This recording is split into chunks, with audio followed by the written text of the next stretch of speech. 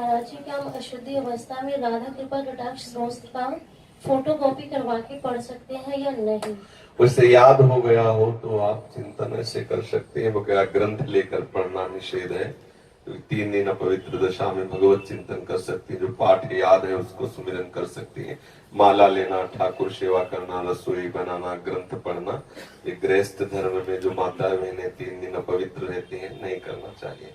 ऐसी शास्त्र मर्यादा है। फिर जैसा ठाकुर जी प्रेरित करें, शास्त्र मर्यादा है, ऐसा नहीं करना चाहिए।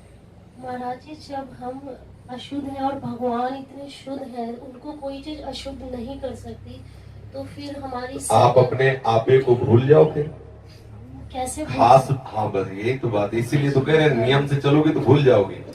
नियम से चलोगी, बनाई हुई मर्यादा से चलोगी तो शरीर भान भूल जाओगी। और नियम अगर विपरीत दशा में चला गया तो शरीर भाव पुष्ट होता चला जाएगा। ये खास बात है। आप एक पत्नी व्रत ले, आप धर्म से चले तो आपको वैराग्य हो जाएगा, आपकी वासना नष्ट हो जाएगी।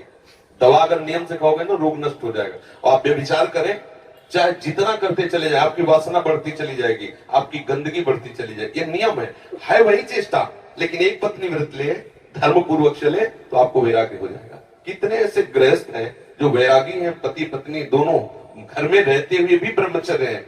और कितने ऐसे कि देखो, बोले कितने साल, बोले 90 साल के। तो बोले क्या पूरा जीवन हो गया, खाक बटोरते हैं कहां, वहीं के वहीं खड़े। सब सुलझने की बात है।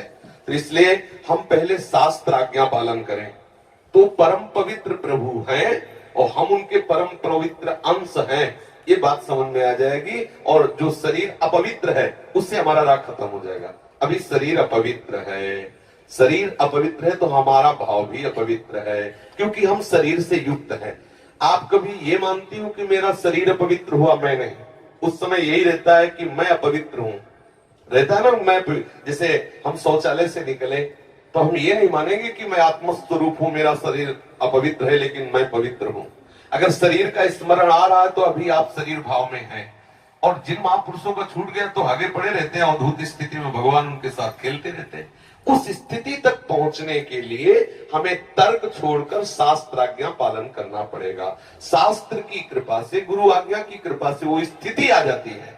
जब शरीर भाव से ऊपर उठ गए फिर क्या है, फिर तो कोई परेशानी नहीं।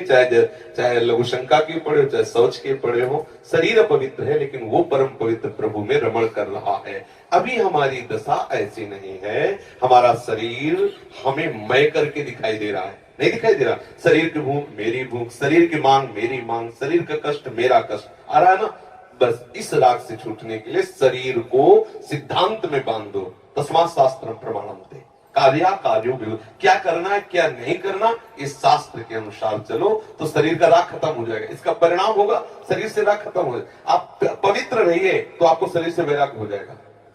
ये खास बात है। शास्त्र की आज्ञा पालन कीजिए तो आपको शरीर संसार से वैराग्य हो जाएगा। और शास्त्र के विरुद्ध चलिए तो आप रागी हो जाएंगे, आप आसक्त हो जाएंगे, ये आपको दंड होगा। शरीर संसार की आसक्ति वही तो आपको जलाती, वही तो आपको जन्म मृत्यु के चक्र में फंसाती है। समझ गए बच्चा?